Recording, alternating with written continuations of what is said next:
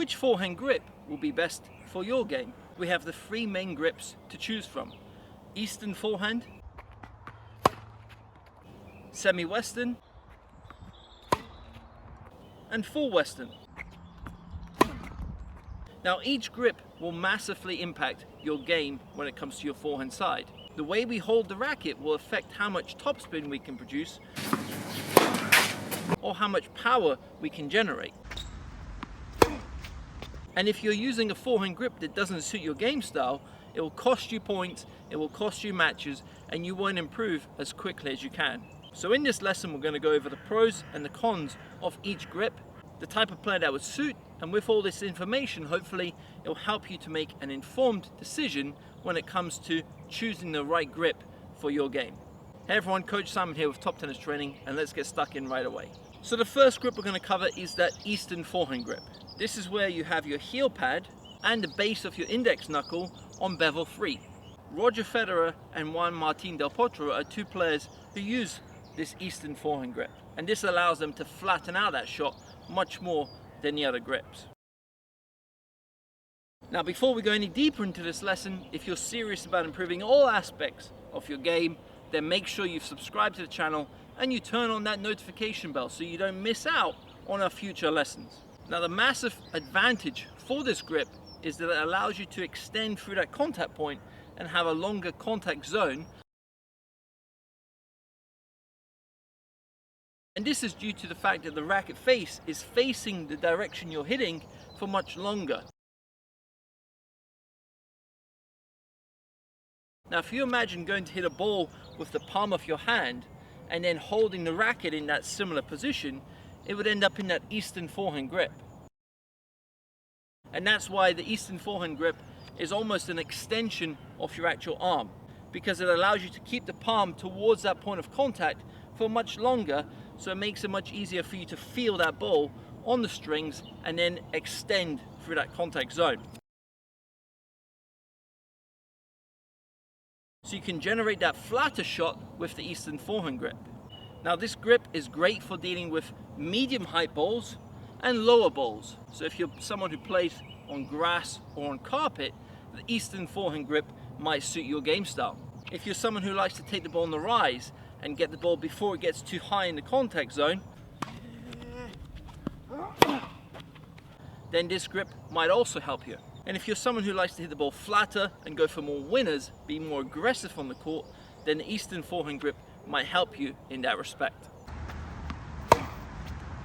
Now some of the main cons with this forehand grip is that number one, it's very hard to produce heavy topspin. Because the strings are very flat towards that point of contact, it's much harder to produce that brushing effect and coming over the top of the ball. It's also hard to deal with high balls. So if you're someone who's playing on clay, the Eastern forehand grip might not suit that game style because you're dealing with balls around shoulder or head level constantly. The next grip is the semi-western.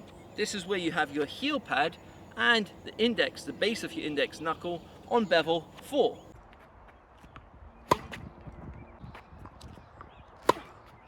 Rafael Nadal is just one of many pros on both the ATP and the WTA tours who play with this semi-western grip. It's the most commonly used grip on both tours, and that's because it gives you the benefit of both the topspin and the ability to flatten out the shot.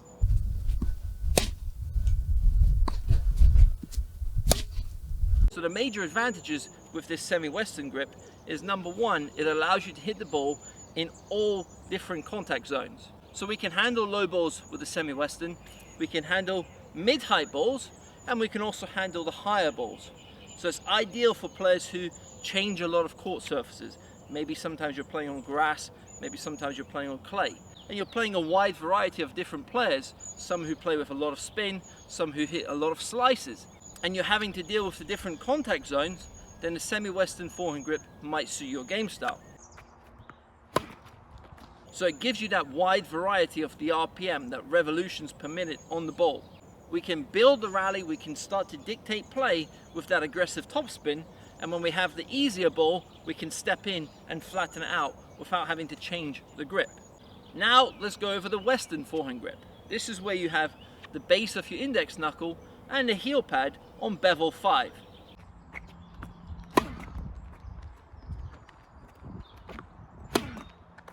Now just holding this grip, as I start to imagine myself making contact, I feel like it's a very extreme grip to use. One of the massive benefits that we can get with this grip is it allows you to produce a massive amount of topspin because of the angle of the strings. The side of the strings we're going to make contact with are mostly facing the ground until that point of contact where they open up slightly, but then they close again.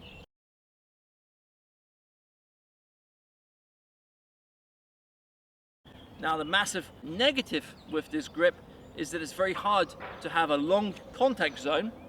Your contact point has to be perfect because the contact zone is so small. The margin for being late or being too early is minimal, so you have to really time that forehand well, but also it's very hard to hit the ball much flatter.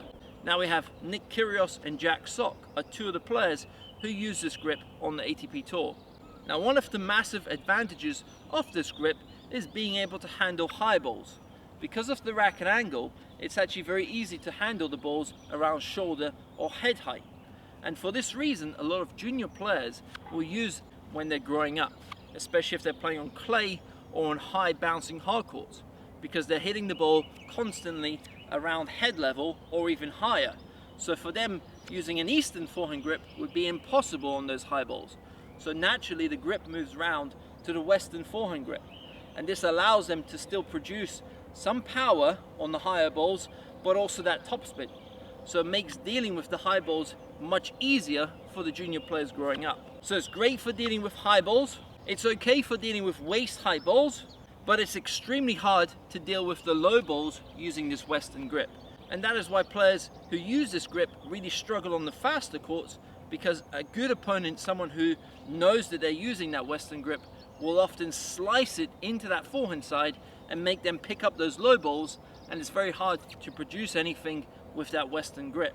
Now the type of player this grip would suit would be players who play mainly on those clay courts or the high bouncing hard courts. If you're a junior player, if you're just growing up and you're dealing with these high balls constantly, the Western grip might suit that style for now.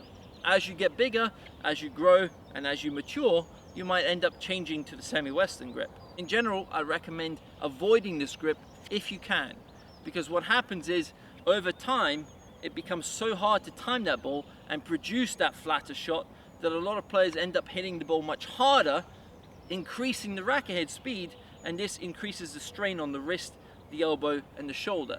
So a lot of players who I know who use this Western grip end up injured because of the grip.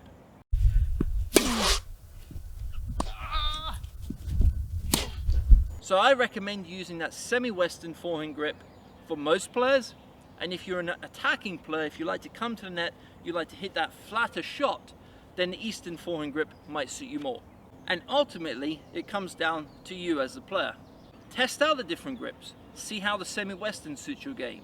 Does it allow you to produce that aggressive spin that you want? Does it allow you to hit those balls that are around shoulder level much flatter, much more aggressive?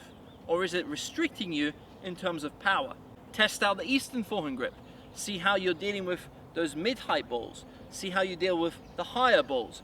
Are you producing a much flatter shot but losing control? All of this can be done on the court, and you can experiment with the different grips. And this is a great way for you to find your ideal forehand grip. Now if you want more help with your forehand, we have an entire forehand guide that you can download right away. I'll leave the link beneath this video. Now if you've enjoyed this lesson, smash the like button, subscribe to the channel if you haven't done so already, and make sure you turn on the notification bell. If there are any lessons you'd like to see from us in the near future, leave a comment down below. Signing off, Coach Simon from TTT, all the best and see you soon. Take care.